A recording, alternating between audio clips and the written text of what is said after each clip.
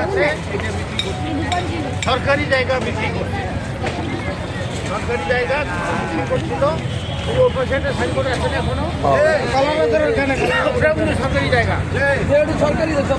কিন্তু এখানকার নেতারা এইরকম নেতা কি আপনারা চান? এরকম নেতার দ্বারা কোনো ধরনের মানুষের উপকার হবে না, তাদের পেট ভরবে, সাধারণ মানুষের দিতে হবে।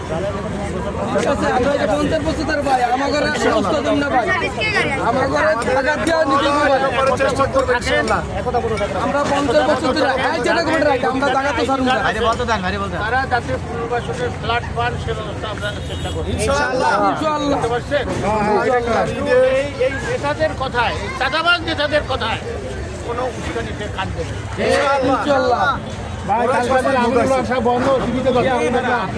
12 লক্ষ টাকা দিয়েছে রাত্রে ওই গরিব মানুষের খাওয়ার জন্য, থাকার জন্য।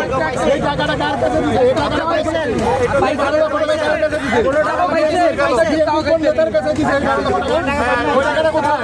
এই মানুষদের টাকাটা দিয়ে গেল 12 লক্ষ টাকা। আপনি টিভিতে দেখা দেখেন, এই রাত্রে করে দেবে।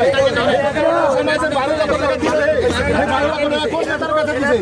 সেই নেতার টাকা কি করছে? ওই বাঙালির জবাব দেন যে কার কাছে 12 লক্ষ টাকা দিয়েছে? গরিবের করে না, গরিবের হক পেরে খাওয়া।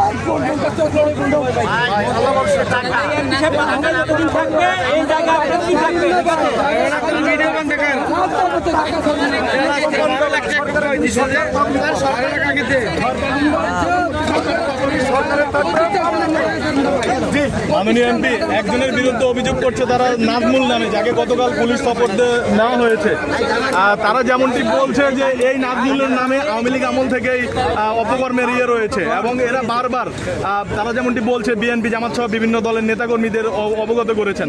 আসলে আপনি এমপি হওয়ার পর এই বিষয়ে আপনি জানতেন কিনা এবং কোনো ব্যবস্থা গ্রহণ করেছেন কিনা?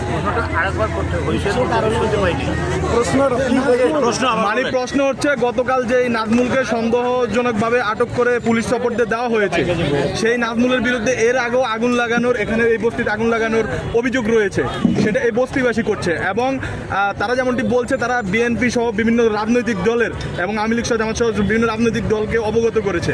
কিন্তু আপনি যেহেতু এমপি হয়েছেন জামাতের পক্ষ থেকে, আপনি এমপি হওয়ার পর এই বিষয়ে জানতেন কিনা? আমি তো এমপি হলাম 3 মাস হলো।